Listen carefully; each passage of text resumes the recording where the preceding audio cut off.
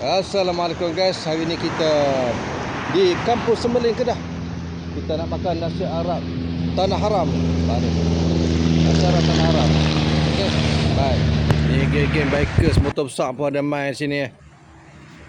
Main makan nasi Arab Tanah Haram. Tu dia. Okey. Ulang balik hang cakap tadi apa? Abang nanti kita. Ada apa? Okey, jalan.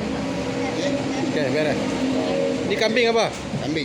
Okey, cantik. Biar. Nak order tahu je tak?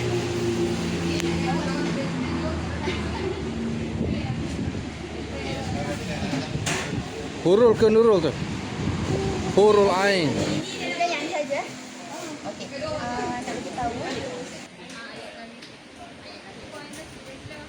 Ya. Kambing. Tu kat sana kau tai tu. Bismillahirrahmanirrahim. Kau tai sana. Nampak kedai air. Ni, larang motor. Dah. Mantap.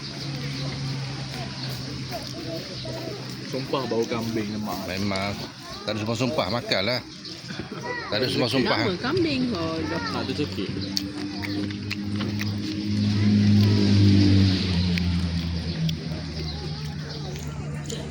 Okey, dah selesai makan semua ni. Min, macam mana Min? Rasa nasi Arab haram. Sedap. Sedap. Patih. Patih tak cik, makan tulang ya. Nanti buat sini. Buat sedap, buat sini. Apa benda patih makan nasi bawang putih hang. Best. Sedap. Ya tak ada tiara. Ini Abang Syamil. Ya. Mau cukup? Cukup.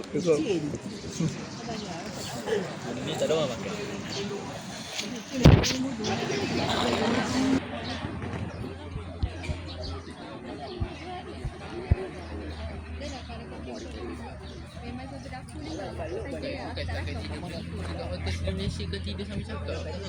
Dekat sebelah kedai nasi Arab ni juga ada tempat permainan paintball.